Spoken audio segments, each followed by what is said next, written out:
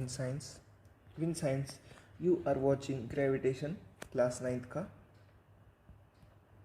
CBSE का topic. अब last class में हमने सिर्फ ग्रेविटेशन इन चीज़ों पे खेला था बिकॉज ये थोड़ी सी इजी थी आपके लिए। टॉपिक थोड़ा सा इंट्रोड्यूस किया था मैंने। इस टॉपिक में हम ग्रेविटेशन के बाद वो ग्रेविटेशनल फोर्स के बाद थोड़ा सा आगे पढ़ेंगे। ग्रेविटेशनल फोर्स मतलब क्या?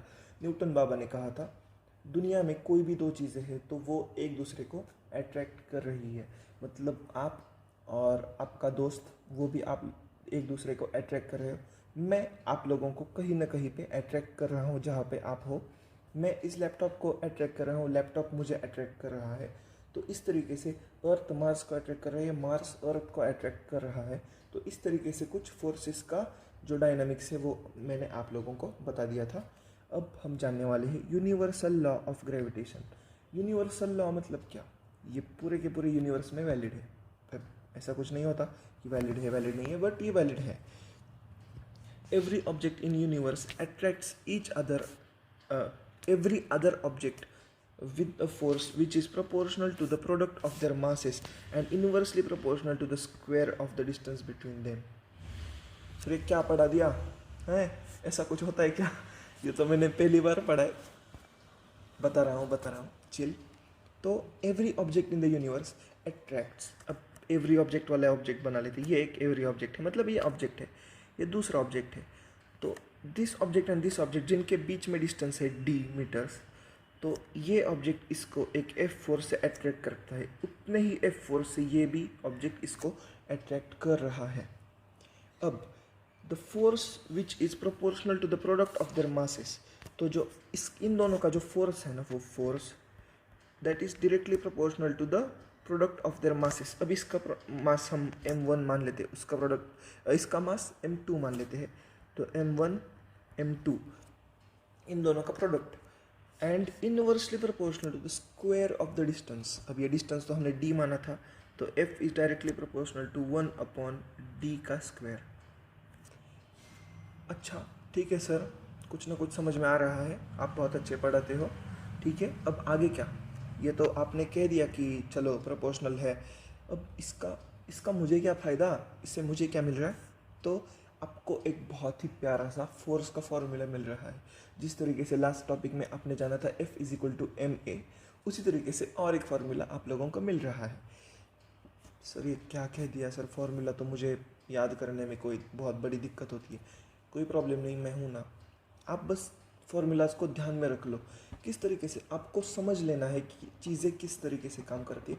आपको फार्मूलाज रटते बैठने की ज़रूरत नहीं है। दूसरी बात, प्रैक्टिस बहुत अच्छी करनी है इस टॉपिक के, स्पेशली फिजिक्स के सवालों की बहुत ज़्यादा प्रैक्टिस करनी है। बिकॉज तभी तो आपको फार्मूलाज लर्न हो जाएंगे। जब मैं 10th में था तो मुझे शायद 9th के भी सारे फार्मूलाज लर्न हो गए थे। 11th में था तो 9th 10th के सारे फार्मूलाज लर्न हो गए थे। शायद 8th में था, 8th में भी मैंने थोड़ा बहुत पढ़ लिया था बहुत अच्छे से। तो इस तरीके से चीज़ें हैं, आप लोगों को बस जान लेना है। आप लोगों को रटना नहीं है, रटना बंद कर दो। बिकॉज साइंस में आप जितना रटोगे, हाँ ये कहूँगा कुछ ना कुछ चीज़ें हैं जो आपको रटनी है केमिस्ट्री में और थोड़ी सी बायो में, लेकिन फिजिक्स में कोई ज़रूरत नहीं है। फिजिक्स में आप बस ध्यान से जान लो। बहुत हो गई बातें। अब ठीक है, चलो सर ये तो हमने समझ लिया, ये बहुत ज़्यादा इंपॉर्टेंट चीज़ है। तो अब सर आप जो फार्मूला कह रहे थे वो फार्मूला कहाँ पे है? हम वो फार्मूला डिराइव करेंगे। अब आप बस ठीक से ध्यान से सुनो। Let two objects A and B of mass m and m lie at the distance d from each other। देखो इसका मास m, इसका मास m, तो इस तरीके से दो चीज़ें लाई कर रही है। इसका मास कैपिटल M है बिकॉज ये बड़ा है। चलो पेन चेंज कर लेते हैं, इसका मास छोटा m। Let the force of attraction between the object be F according to the universal law of gravitation। यही the force between the two objects is directly proportional to the product of their masses। तो देखो force is proportional to m into m, तो ये कुछ यहाँ पे आपको समझ में आ जाएगा। अब आगे जो डेरिवेशन है वो मैं आपको समझा दूंगा।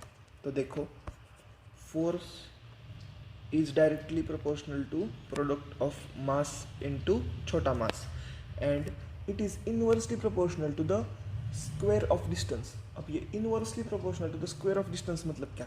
अगर फोर्स बढ़ गया तो डिस्टेंस कम होगा, अगर डिस्टेंस ज़्यादा बढ़ गया तो फोर्स कम होगा. बहुत ज़्यादा ऑब्वियस है. मैग्नेट देखे हो, मैग्नेट जब आप डिस्टेंस बढ़ाओगे तो फोर्स कम हो जाता है, लेकिन डिस्टेंस अगर आपने पास ला लिया तो फोर्स इतना ज़्यादा बढ़ जाता है कि कुछ इस तरीके से चीज़ें काम करती है. तो उसी तरीके से ग्रेविटेशन भी होता है. दो प्लैनेट्स को अगर आपने बहुत ज़्यादा पास ला लिया ना तो ऐसे बैम बूम कर जाएंगे एक दूसरे में, ऐसे टकरा जाएंगे. लेकिन अगर आपने उनका डिस्टेंस बहुत ज़्यादा बढ़ा दिया तो ये गोल गोल भी नहीं घूमेंगे. तो इस तरीके से डिस्टेंस का स्क्वायर. तो अब हम इस इनवर्सली प्रोपोर्शनल से, अब चलो ये तो कह दिया मैंने, तो क्या मैं ये कह सकता हूँ f is directly proportional to m into M and is inversely proportional to 1/d का स्क्वायर. ये तो मैं कह सकता हूँ. चलो ठीक है सर, ये भी मान लिया आपका. चलो आप बहुत अच्छे हो. अब मुझे ये तीनों के तीनों टर्म्स एक फॉर्मूला में चाहिए. तो मैं क्या कहूँगा f is directly proportional to m whole upon d का स्क्वायर, बिकॉज सेम ही है. तो अब मुझे क्या करना है, इसकी प्रोपोर्शनल साइन ही हटा देनी है. ओके सर, हमने लास्ट क्लास में जैसे f is directly proportional to m into a करने के लिए हमने k लगा के m a किया था, इस तरीके से हम यहाँ पर भी एक कांस्टेंट लगाएंगे. k इज़ कांस्टेंट, तो यहाँ पे हम कांस्टेंट लगा के आपको दिखाएंगे. f is directly proportional to equal to, ये जो कांस्टेंट है वो k कैपिटल M छोटा m अपॉन डिस्टेंस का स्क्वायर. ये हमारा एक बेसिक सा फॉर्मूला बन जाता है. चलो 2 मिनट के लिए ये k को हम g बोल रहे थे, बिकॉज ये g बहुत ज़्यादा अच्छा लेटर है मेरे लिए, तो इसको g कह दिया. तो हमें ये वाला फॉर्मूला मिल जाता है. अब देखो, वो फोर्स के रिस्पेक्टिव में था, ये ग्रेविटी के रिस्पेक्ट में है, इसलिए हम वो g को ग्रेविटेशनल कांस्टेंट कहते हैं. हम उसको क्या कहते हैं, ग्रेविटेशनल कांस्टेंट. तो g is constant of proportionality called as universal gravitation constant. तो इसको हम कहते हैं ग्रेविटेशन कांस्टेंट. तो अब हम फॉर्मूला को थोड़ा सा बहुत ज़्यादा आगे लेंगे और इस कांस्टेंट की वैल्यू या फिर इस कांस्टेंट का जो भी कुछ है जो आपको बनता हुआ दिख जाएगा तो वो हम बनाएंगे. तो हमें क्या मिला है, अरे ये पेन कैसा है, एक मिनट में चेंज कर लूँ कलर थोड़ा सा. हाँ, I hope this becomes more brighter. थोड़ा सा ब्राइट तो है वैसे. तो हमें यहाँ पे जो है ना वो g का वैल्यू फाइंड करने का कैसे फाइंड करेंगे वैल्यू, तो वो दिखाया गया है. देखो, f is equal to g into m upon d का स्क्वायर. तो ये यहाँ पे जाएगा तो आपको मिल जाएगा F D square is equal to G M. तो अब आगे g is equal to F D का स्क्वायर अपॉन कैपिटल M छोटा m. तो कुछ इस तरीके से आपको यहाँ तक इक्वेशन आके छोड़ देता है. अब ये g का जो वैल्यू है ना वो हम तब काउंट करेंगे, मतलब हमारे लिए किसी न किसी साइंटिस्ट ने कैलकुलेट कर रखा था, बिकॉज इतनी ज़्यादा इस पर रिसर्च हुई है. तो हेनरी कैवेंडिश नाम के एक साइंटिस्ट थे. इन्होंने मतलब इनका जन्म तो 1731 में हुआ था, डेथ 1801 में हुआ था. तो इन्होंने g का एक वैल्यू एक्सेप्ट करने के लिए बता दिया है. तो दैट इज 6.673 इंटू 10⁻⁻11. ये आपको याद कर लेना है. देखो, ये आपको याद कर लेना है. तो ये हो जाता है आपका g का वैल्यू. अब चलो सर, आप ये तो मान लिया. ये एक सवाल लगा लेते हैं. मास ऑफ अर्थ इज ये, मास ऑफ मून इज ये, the distance between them is ये, calculate the force exerted by the. अब देखो, चलो फॉर्मूला लगाओ. F इज इक्वल टू क्या है, ये मैं पेन चेंज कर लेता हूँ. F इज इक्वल टू क्या है, g, एक मिनट, g बड़ा M छोटा m अपॉन d का स्क्वायर. बड़ा M मान लेते हैं जिसका बड़ा मास है. किसका बड़ा मास है, अर्थ का ऑब्वियसली बड़ा मास होगा. तो F इज इक्वल टू जी का वैल्यू कितना है, 6.7 इंटू 10⁻⁻11 इंटू बड़ा एम का वैल्यू छोटा एम का वैल्यू अब हम यहाँ पे लिख लेते हैं बिकॉज ये बहुत बड़ा इक्वेशन हो जाएगा फिर। तो आओ यार लिख लेते हैं यहाँ पे, थोड़ा सा पेन में लाइट कर लो ताकि अच्छा सा दिखे। हाँ तो देखो F इज इक्वल टू जी का वैल्यू 6.7 इंटू 10⁻⁻11 इंटू बड़ा मास 6 इंटू 10⁻24 इंटू छोटा मास जो है 7.4 इंटू 10⁻20 ओ सॉरी प्लस 22। तो ये बन जाता है अपॉन डिस्टेंस का स्क्वायर, तो ये 3.8 इंटू 10⁵ इसका पूरा का पूरा स्क्वायर। अब ये आपके मैथ्स के सर से सॉल्व करके ले लो। अब इसका आंसर तो मुझे वैसे पता है लेकिन मैं आपके लिए ये छोड़ दूंगा। इसका जब आप स्क्वायर करोगे तो बहुत सारी वैल्यू जैसे कैंसिल हो जाएगी, तो आपको कुछ ना कुछ आंसर आएगा जो है 8 के आसपास शायद आ सकता है आंसर, या फिर कुछ थोड़ा सा अलग आएगा। इम्पोर्टेंस ऑफ, अब हम इम्पोर्टेंस क्या है इस लॉ ऑफ ग्रेविटेशन की, तो वो हम जान लेते हैं बिकॉज कैलकुलेशंस आप लोग कर लोगे, मुझे उतना तो आप लोगों पे भरोसा है। तो ग्रेविटेशन इम्पोर्टेंस क्या है, the universal law of gravitation successfully explain several phenomenals which were believed to be unconnected. अब कई सारी ऐसी चीज़ें हैं जो साइंटिस्ट को उस टाइम पे लगा था कि यार इसका तो कोई लॉजिक ही नहीं है, इसका कोई सेंस ही नहीं है, ये इसके साथ कैसे रिलेटेड हो सकता है। जैसे रॉकेट आकाश में उड़ तो रहा है लेकिन अब मून भी आकाश में है, तो इन दोनों का क्या रिलेशन होगा, ऐसा साइंटिस्ट को लगा था। लेकिन जब ये ग्रेविटी का पूरा फिनोमिनन जब डिस्कवर हुआ, ऐसी कई सारी चीज़ें थी जिनका शायद हमें नहीं मालूम ही नहीं था, तो वो चीज़ें हमें मालूम होना शुरू हो गई। जिनके कनेक्शंस बन नहीं रही थे वो कनेक्शंस बनने लगे। ये जी बस हमें पता चल गया ग्रेविटी न्यूटन साहब की बदौलत, और इससे मानो मतलब रॉकेट साइंस में सारे के सारे साइंस में मतलब स्पीड सी आ गई।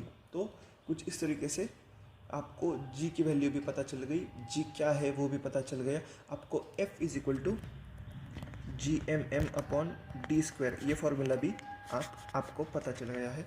अब एक इम्पोर्टेंस फोर्स, अब ग्रेविटेशन का या फिर ग्रेविटेशनल फोर्स का एक importance, force that binds us to the earth, ये भी हमें पता चल गया कि हम नीचे क्यों नहीं गिरते। बचपन में सवाल रहे होंगे हम नीचे क्यों नहीं गिरते, तो ये motion of the moon around the earth, इसका भी हमें पता चल गया कि भाई ग्रेविटेशनल फोर्स ही है जो मून को अर्थ के अराउंड गोल गोल गोल गोल घुमाता है। Motion of planets around the sun, ये भी, अब motion of planet around the sun, ये सन है ऐसे गोल गोल गोल गोल घूम रहे हैं, इसका भी हमें रीज़न पता चल गया। और एक बात पता चल गई, जो हाई टाइड और लो टाइड होती है ना, वो मून के अट्रैक्शन फोर्स के, ग्रेविटेशनल अट्रैक्शन फोर्स के कारण देखने को मिल जाती है। अब ये टाइड्स क्या होती है, देखो मैं बहुत जल्दी बीच पे जाने वाला हूँ लेकिन मैं उससे पहले आपको बताना चाहूँगा। टाइड्स जो होती है वो 12 आवर की शिफ्ट में आ जाती है। पहले तो वाटर लेवल बहुत ज़्यादा राइज करेगा, उसके बाद वाटर लेवल बहुत ज़्यादा फॉल करता है, इसको टाइड कहते हैं। अभी हाई टाइड मतलब क्या, वाटर लेवल बीच पे राइज करता है, और लो टाइड मतलब क्या, जहाँ पे वाटर लेवल कम आता है बीच पे। तो ये होता है बिकॉज, अब देखो ये तो हो गई हमारी अर्थ, प्यारी प्यारी अर्थ है ना, उसके ऊपर ये हो गया पानी, प्यारा प्यारा पानी कुछ इस तरीके से, और ये हो गया ऐसा आपका बीच है ना, कुछ इस तरीके से, ये ऐसी हमारी अर्थ है। तो देखो जब ये जो मून होता है ना, मून जब इसको अट्रैक्ट कर लेता है ना अर्थ को, ऑब्वियसली कंटिन्यूसली कर रहा है, तो अर्थ तो नहीं हिलती लेकिन पानी अट्रैक्ट हो जाता है। और जिस तरीके से मून ऐसे ऐसे घूमेगा तो वैसे पानी भी अट्रैक्ट होते जाएगा और पानी का लेवल थोड़ा सा राइज कर जाता है। तो इस तरीके से बनती है टाइड्स। तो ये हो गई टाइड्स के बारे में आपको जानकारी, जो भी ग्रेविटेशनल फोर्स के कारण ही बनती है। एक बार और फॉर्मूला का है F is equal to GMM/r² या फिर d², कुछ भी ले लो। अब हम जानेंगे फ्री फॉल। फ्री फॉल का बहुत अच्छा एग्जांपल देना चाहूँगा। This is free fall, this is free fall.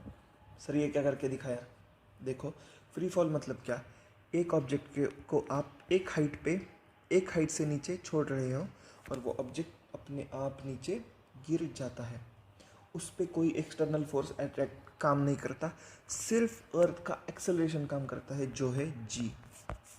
तो हम उस जी की वैल्यू फाइंड करेंगे 2 मिनट में।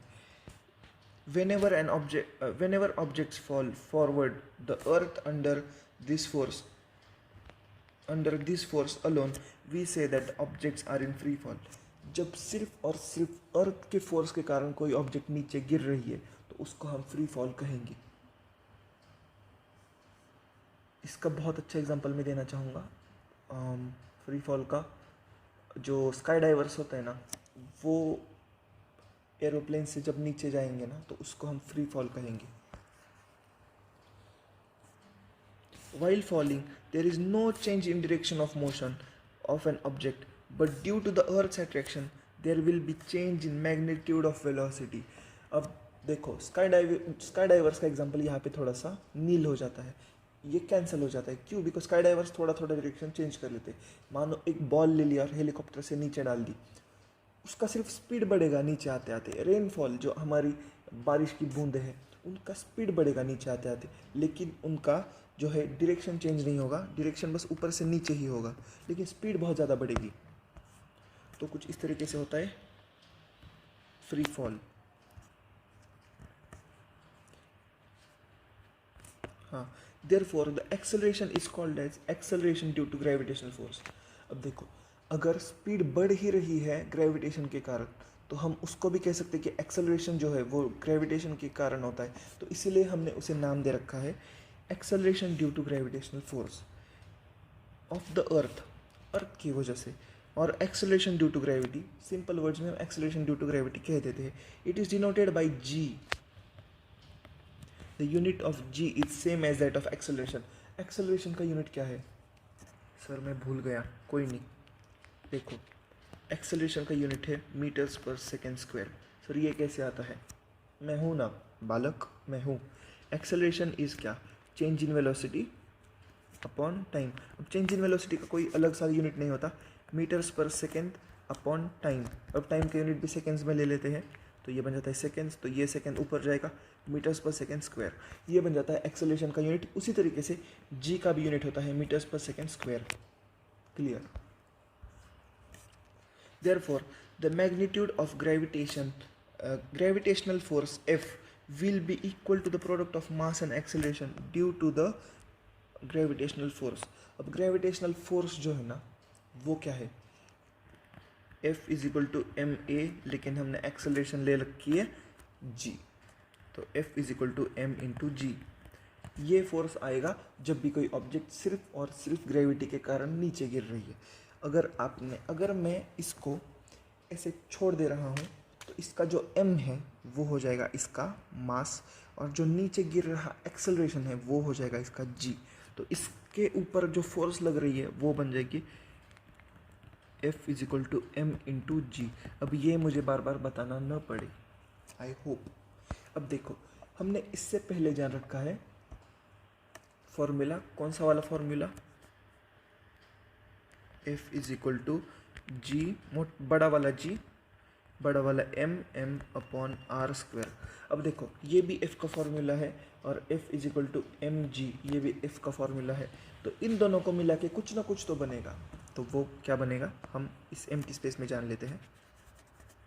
देखो, F is equal to M G और इज इक्वल टू जी बड़ा M छोटा m अपॉन आर स्क्वायर, या फिर d का स्क्वायर. चलो d स्क्वायर पहले से ले रखा है तो d का स्क्वायर मान लेते हैं. तो हमें क्या मिल जाता है? छोटा m और ये छोटा m कैंसिल हो जाता है, तो हमें मिल जाता है g is equal to G M upon d. This is acceleration due to gravity का formula. Acceleration due to gravity का ये फॉर्मूला बन जाता है. अब इसमें आप अर्थ वाली यूनिट्स डालो. चलो, अर्थ वाली यूनिट्स क्या है? जी का फॉर्मूला है 6.7 इंटू 10⁻11. मास अर्थ का है, मास अर्थ का 1 मिनट में देख लूँ. अरे यार ऐसे कैसे यार. चलो, आपको ये तो यहाँ तक तो मैंने एक्सप्लेन कर दिया. अब हाँ चलो, मतलब यहाँ तक आप लोगों को एक्सप्लेन कर दिया. जब आप यहाँ पे अर्थ का मास डालोगे और जो डिस्टेंस डालोगे या फिर रेडियस डालोगे तो आप लोगों को एक वैल्यू मिल जाएगी जिसका कैलकुलेशन आएगा 9.87 कुछ ऐसा आएगा. आप सिर्फ लोगे 9.8. This is the value of g. मतलब ग्रेविटी जो अर्थ पे है, हर प्लेनेट के लिए ग्रेविटी का फोर्स वेरी करता है। अर्थ के मास के कारण जो फोर्स इस ऑब्जेक्ट पे लगेगा वो होगा 9.8 मीटर्स पर सेकेंड। इतना एक्सेलरेशन लगेगा। अब चलो ठीक है सर, ये भी समझ गए। अब object on surface of earth पे चलो बता दो। 1 मिनट मैं बता दूँ, 1 मिनट, थोड़ा सा लिंक टूट गया मेरा। हाँ, तो earth is not a perfect shape, ये जान लो। अर्थ कुछ इस तरीके का है। सर आपने तो आंखें खोल दी, ऐसे कैसे? हाँ ऐसा ही है। इस शेप को बोलते हैं जियोइड। जो अंडे वाला शेप होता है ना, वैसा है। ऊपर से फ्लैट, बीच में थोड़ा सा ऐसा स्प्रेड हुआ। As the radius of earth increases from the pole to equator, देखो रेडियस ऊपर से नीचे तक बढ़ जाता है। The value of ji becomes greater at the pole then that of equator. अगर जी का वैल्यू बढ़ गया है, F is equal to M into जी, अगर जी का वैल्यू बढ़ गया तो आपका जो मास है, आपका जो वेटिंग मशीन पे, चलो मान लो आप अर्थ में यहाँ पे वेटिंग मशीन लगाई है यहाँ पे, तो आपका मास यहाँ पे ज़्यादा आएगा, यहाँ पे कम आएगा आपका वेट। तो calculation of value of g, अब ये हम जान लेते हैं। देखो, और इससे पहले हमने जान लिया है अर्थ के जो पोल्स है ना, पोल्स, देखो सॉरी बच्चों, देखो ये अगर अर्थ है ना, तो यहाँ पे इसके पोल्स है और यहाँ पे इसका इक्वेटर है, इसके पोल्स। तो पोल्स पे आपका वेट थोड़ा सा becomes greater at poles than that of equator. तो जब आप पोल पे होगे तो आपका वेट ज़्यादा आएगा, अगर आप लोग इक्वेटर पे होगे तो आपका वेट ऑब्वियसली थोड़ा सा कम आएगा, बिकॉज रेडियस डिस्टेंस ज़्यादा बढ़ जाता है। तो पोल्स पे आपका वेट थोड़ा सा ज़्यादा आएगा, लेकिन इक्वेटर पे आपका वेट कम आएगा वेटिंग मशीन पे। To calculate the value of g, अब ये जी का वैल्यू कैलकुलेट कर लेते हैं। जो मैंने कहा था ना 9.8 एक्सेलरेशन ड्यू टू ग्रेविटी, तो वही वैल्यूज़ पुट की गई है। अब यहाँ पे आप लोगों को जो मुझे पहले मालूम नहीं था वो मुझे पता चल गया है। देखो ये है, दिस इज 6 × 10⁻24 kg। इतना आ जाता है क्या, मास ऑफ अर्थ। और रेडियस ऑफ अर्थ जो है ना, रेडियस ऑफ अर्थ है 6.4 × 10⁻6। ये आ जाता है रेडियस ऑफ अर्थ का स्क्वायर। तो अब जब आप ये कैलकुलेशंस करोगे ना सारे के सारे बैठ के शांति से, तो आपको मिल जाएगा 9.8 जो है एक्सेलरेशन ड्यू टू ग्रेविटी। अब ये एक्सेलरेशन ड्यू टू ग्रेविटी जो है, ये 9.8 पकड़ लेंगे हम मोस्ट ऑफ द टाइम्स, लेकिन कई बार आप सीधे के सीधा 10 लोगे और कैलकुलेशंस करोगे। तो मुझे बताओ, चलो एक्सेलरेशन ड्यू टू ग्रेविटी तो आप लोगों को समझ में आ गया। अब इस टॉपिक में हमने सबसे इंपॉर्टेंट फार्मूलाज कौन कौन से जाने हैं वो बताओ। F is equal to GMM upon distance का square, acceleration due to gravity का G is equal to GM upon R², ये जान लिया। बस कुछ ना कुछ बहुत इंपॉर्टेंट फार्मूलाज है। G की वैल्यू है 6.7 × 10⁻11, ये भी हमने जान रखा है इस टॉपिक में। धन्यवाद। You are watching with science, you were watching with science. आपको इस वीडियो से अगर वैल्यू मिली है तो हिट दैट सब्सक्राइब बटन, आगे के लेक्चर्स भी देख लो। वैसे वैल्यू मिल चुकी है इस टॉपिक से, बिकॉज ये बहुत ज़्यादा इंपॉर्टेंट टॉपिक है वैसे। Thank you for watching and see you in the next class. Next class में हम ग्रेविटी का थोड़ा सा एंड वाला पार्ट डिस्कस करेंगे और ये शायद चैप्टर ख़त्म हो जाएगा, या फिर और एक लेक्चर लग सकता है, तो कोई प्रॉब्लम नहीं। चलो, you are watching with science, चलो बाय बाय।